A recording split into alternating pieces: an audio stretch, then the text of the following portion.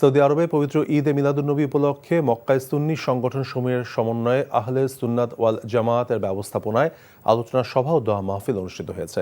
Saudi আরব থেকে NTV Mecca প্রতিনিধি কামাল পারভেজ অভি জানান, মক্কার মিসফালা একটি হোটেলে আল্লামা গোলাম কবির আনসারীর সভাপতিত্বে এবং সৈয়দ মোহাম্মদ আমানুল্লাহ সমরকান্দির সঞ্চালনায় এতে প্রধান অতিথি ছিলেন আহলে সুন্নাত ওয়াল জামায়াতুল লিয়াজ কমিটির সদস্য অ্যাডভোকেট মোক্তার হোসেন সিদ্দিকী। প্রধান বক্তা ছিলেন মোহাম্মদ হারুন মোস্তফা আর রশিদি। বিশেষ অতিথি হিসেবে উপস্থিত ছিলেন যথাক্রমে মাওলানা নাসির উদ্দিন, মাওলানা আলমগীর বিন হক, মাওলানা মোহাম্মদ আসগর খান, আলহাজ মাওলানা শাহজাহান, আক্তার হোসেন, মোহাম্মদ শহীদুল ইসলাম বাবু, মাওলানা ইউসুফ মিয়া ফারুকি, মাওলানা আবুল হোসেন। বক্তব্য রাখেন মোহাম্মদ উদ্দিন, মিজানুর রহমান, মোহাম্মদ ইসমাইল, মোহাম্মদ সাদ্দাম, মোহাম্মদ বখতিয়ার উদ্দিন, আশিকুর রহমান রিপন। এর আগে আগত প্রধান অতিথি এবং প্রধান বক্তা এবং মাহফিলের সভাপতিকে ফুল দিয়ে শুভেচ্ছা জানানো হয়। শেষে বিশ্বের মুসলিম উম্মার শান্তি কামনা করে বিশেষ দোয়া এবং মোনাজাত করা হয়।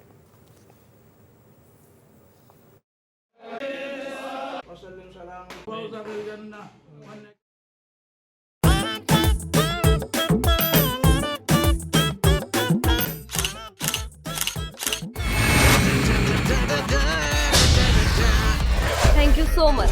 শুধু থ্যাঙ্কসই দিবেন আর কিছু দিবেন না? যদি দেওয়ার মতো হয় সো যে কোনো কিছু।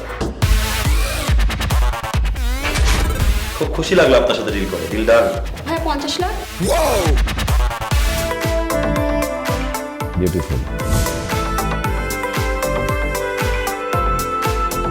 আমি চাচ্ছি এই থার্ড ডেতে তোমাদের এনগেজমেন্টটা করে ফেলো। এখানে তো রতন নামে কোনো কিডনি ডাক্তার নাই। আপনি চিটার বাটপারে পাল্লায় পড়ছেন। আল্লাহ রে, আমি কি করব রে, আল্লাহ রে, আল্লাহ।